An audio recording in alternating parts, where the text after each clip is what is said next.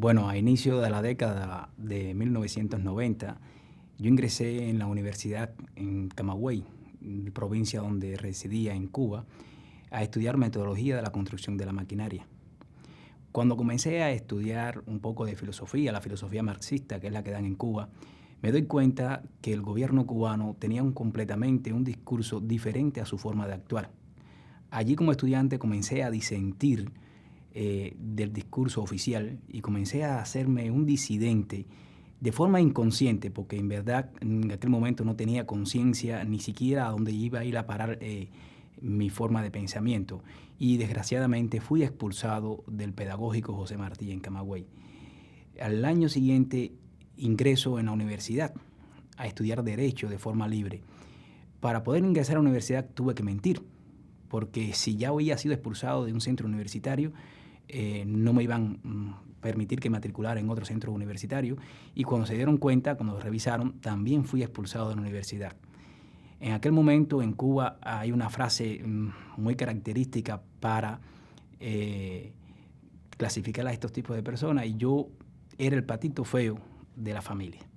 A partir de ahí fui también expulsado de mi centro de trabajo, que me desempeñaba como profesor de asignaturas técnicas en el Instituto Tecnológico Cruce de la Trocha, en el municipio de Vertientes, en Camagüey, y mi vida cambió rotundamente. Fue un vuelco total. Mi familia me decía que si yo estaba loco, que por qué yo me proyectaba de esa forma, que por qué yo me pronunciaba de esa forma, que qué es lo que yo quería, que qué yo iba a hacer, que si yo provocaba algún cambio o si mis actividades provocaban algún cambio en Cuba, si el cambio aquel no iba a ser peor que lo que teníamos en aquel momento.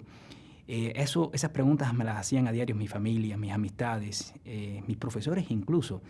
Y yo solamente en aquel momento no tenía una conciencia política, no tenía un conocimiento político, apenas conocía lo que eran los derechos humanos, no conocía ni la Declaración Universal de los Derechos Humanos siquiera. Simplemente había un sentido común, tenía un sentido común de que era algo malo que estaba pasando en Cuba y que no era correcto como el gobierno se estaba desempeñando. Y yo simplemente tenía una respuesta para darle a las personas. Yo siempre decía, mira, por muy malo, pero por muy malo que sea lo que venga detrás de lo que tenemos ahora, va a ser mejor. Después viene un proceso de toma de conciencia. Escuchaba mucho Radio Martí, me informaba que era la única emisora que actualmente existe también en Cuba, con Radio República, para tener una información alternativa a la del gobierno cubano. Allí ya comenzaba a escuchar cómo era el activismo de los derechos humanos, comenzaba a conocer líderes y organizaciones dentro de Cuba que hacían estos tipos de defensa de los derechos humanos, y logro contactar con lo que es el Partido Pro Derechos Humanos de Cuba en la provincia de Camagüey. Y logro afiliarme a ese Partido Pro Derechos Humanos de Cuba, y ahí es donde comienzo a hacer un activismo en defensa de los derechos humanos. Llegué a ser delegado del Partido Pro Derechos Humanos de Cuba en mi municipio natal, en Vertientes, en la provincia de Camagüey.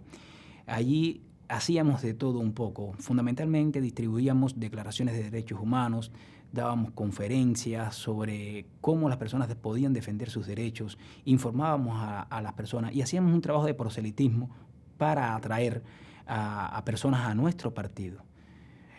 Muchos años de miedo, muchos años de represión, y ya en el año 98 era más afín a la Fundación Avileña Pro Derechos Humanos, con la persona que la había fundado, Juan Carlos González Leiva, y comienzo a ser un activista de la Fundación Avileña Pro Derechos Humanos, convertida al año siguiente en Fundación Cubana de Derechos Humanos, de la cual soy cofundador de esta organización defensora de los derechos humanos. En la Fundación Cubana de Derechos Humanos logramos romper toda la zona de silencio de la parte centro-oriental del país. Creamos bibliotecas independientes, creamos agencias de prensa, hacíamos muchas conferencias, distribuíamos material que es considerado por el gobierno cubano como subversivo, revistas, la revista Disidente, por ejemplo, la revista hispano-cubana y todo tipo de material. La Patria es de Toda en aquel momento, que fue un programa que hicieron 4 disidentes cubanos, un comunicado criticando el informe del partido, también lo repartíamos. Y bueno, pusimos mesas de redacción en varias provincias, Santi Espíritu, Ciego de Ávila, Camagüey, Las Tunas, y dimos mucho entrenamiento en lo que eran las técnicas de periodismo a las personas. Ya en el año 2000, el periodismo llega a mí por una necesidad, más que por una vocación. Lo que pasa es que el periodismo tiene un bichito que cuando te pica, no te sana. Era necesario crear agencias de prensa para monitorear la situación de los derechos humanos en toda aquella zona. Y fundamentalmente para brindar una información alternativa y sin censura de lo que estaba ocurriendo en Cuba a los cubanos y al resto del mundo. Y el 18 de septiembre del año 2000 fundó el Colegio de Periodistas Independientes de Camagüey. Allí, ya dentro del colegio, comienzo a poner mesas de redacciones, a dar clases de técnicas de periodismo y comenzamos a crear nuestra agencia. Comenzamos a trabajar fundamentalmente con Cubanet, una web que tiene sus oficinas en el sur de la Florida, allí en Miami.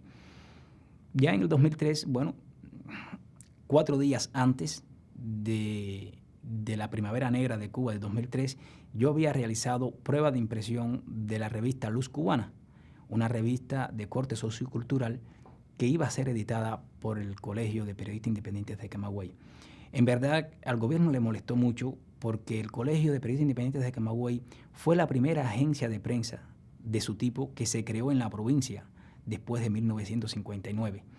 Y en verdad le rompimos las zonas de silencio y no había nada que no ocurriera allí en aquella zona que nosotros no la informáramos.